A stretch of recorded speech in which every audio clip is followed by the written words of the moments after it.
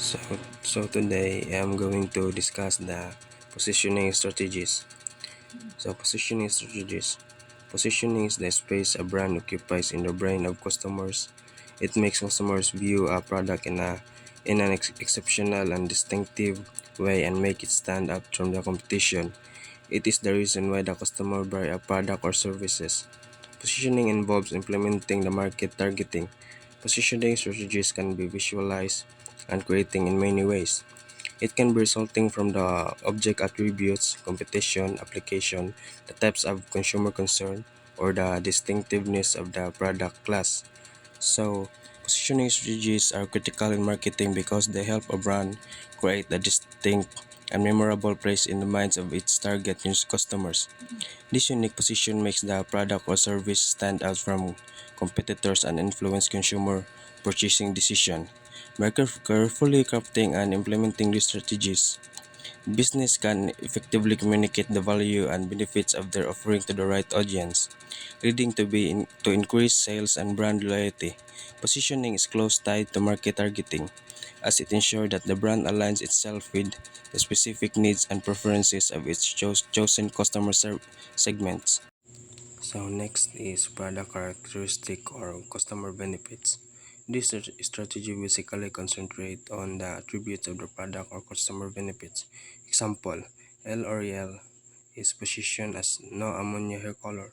The product characteristic may be short term and may be assumed by the competition. However, on a first come, first served basis, the first brand to advertise its unique selling proposition or USP featured and benefits gain more awareness from the public. So product characteristic or customer services. So customer benefits positioning is all about highlighting the specific attributes or advantage of a product to differentiate it in the market.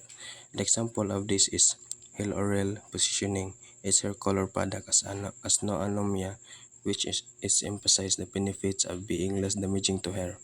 This strategy is effective when a brand can offer something unique or when it can communicate the advantages of its product clearly. Being the first to advertise this unique selling proposition or USPs features and benefits can give a brand a competitive advantage by gaining more attention and awareness from the public. Next is pricing quality. Basically, because of perception, most consumers perceive that if a product is expensive, it will be a quality product. Whereas, if a product is cheaper, it is perceived with lower quality. In many product categories, there are brands that deliberately attempt to offer more in terms of services, feature, or performance. They charge more, partly to cover higher costs and partly to let the consumers believe that the product is certainly of higher quality. So, pricing quality positioning is a strategy that capitalizes on the common consumer perception that higher priced products are associated with a better quality. Many consumers believe that if a product has a higher price tag, it must be a superior quality. Some brands intentionally price their products higher to convey this message and create a perception of premium quality. This strategy can be successful in various product categories where brands offer additional features, enhanced performance, or superior services, and they charge a premium partly to cover their higher cost and partly to reinforce the perception of higher quality. So next is use or application. Positioning of a product can also be done on the basis of its use or application. The best example of positioning by use or application are mobile phones. Each mobile phone's company position itself through offering some USPs, differentiating points, uses on applications which make the customer buy their brand.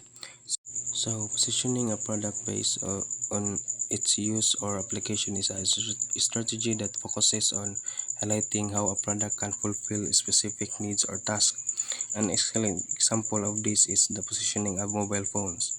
Mobile phones companies often emphasize unique selling points and differentiate features related to the use and application of their device to attract customers.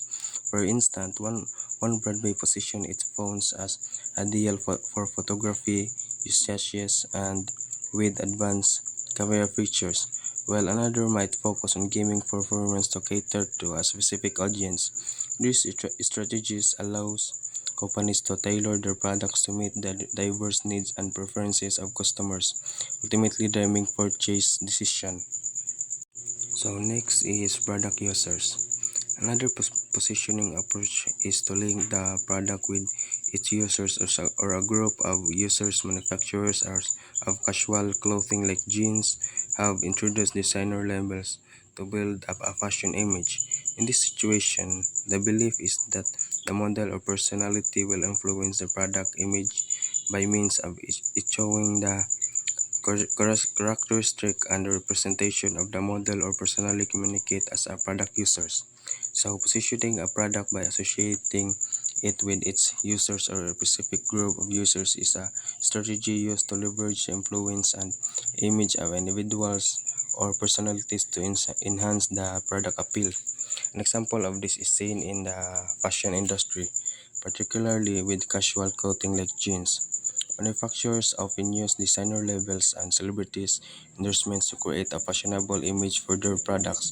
In this approach, the idea is the model or personality chosen to represent the brand will influence the product's image by embodying the characteristics and values associated with the model or personality. This, in turn, can shape the perception of the product among consumers and attract those who admire or aspire to be like the endorsed individual. Next is product class. Positioning by product class is a marketing strategy that consists of promoting two products situated in similar product class. As a result of promoting two related products simultaneously, the positioning of both is enhanced in the market. The chief driver of positioning by product class is typically sales promotion and sales campaign. So, positioning by product class is a marketing strategy that involves promoting two products that belong to the same product category. By promoting this related product together, their positioning is in the market is mutually reinforced. This strategy is often driven by sales promotion and marketing campaigns that highlight the similarities and advantage of both products. By associating them with each other, companies aim to enhance the appeal of both products and potentially increase sales for each, benefiting from the synergy created by their shared product class positioning. And next is cultural symbols. In today's world, many advertisers are using display in entrenched cultural symbols to differentiate their brands from that of competitor. The essential task is to identify something that is very meaningful to people that other competitors are nothing and associate this brand with that symbol. Some example of cultural symbols include frost flakes or and Tony the Tiger, Camel Cigarettes, Joe Camel, and McDonald's on Ronald McDonald. Each of these symbols represent a product or brand.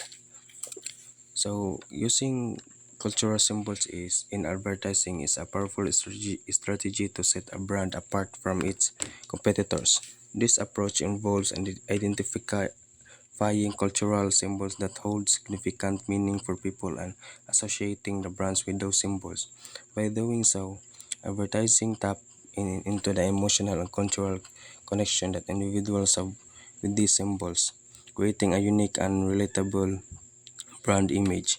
This can help the brand resonate more deeply with its target audience and stand out in a crowded market as it leverages the cultural values and sentiments associated with those symbols. Next is competitors. In this type of positioning strategies, an implicit or explicit frame of reference is one or more competitors. In some cases, reference competitors can be the dominant aspect of the positioning strategies of the firm.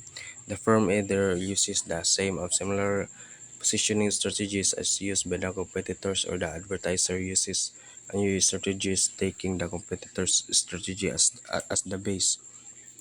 So competitors-based positioning strategy, where a brand positioning is defined in relation to one or more of its competitors.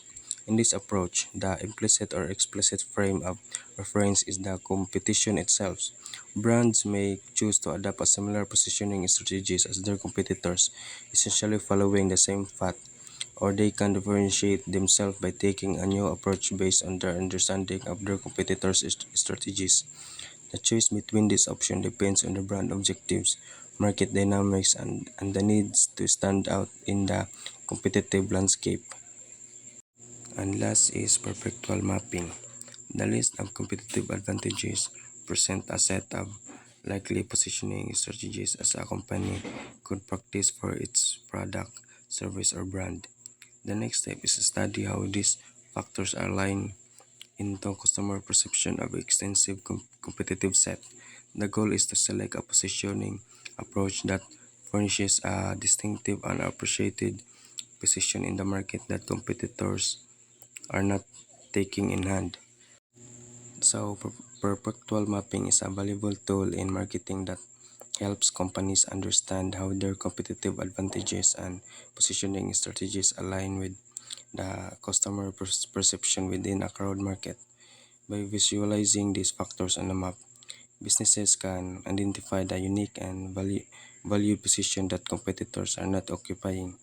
This process allows companies to fine-tune their positioning approach to create a distinct and attractive market position that resonate with their target audience and set them apart from the competition.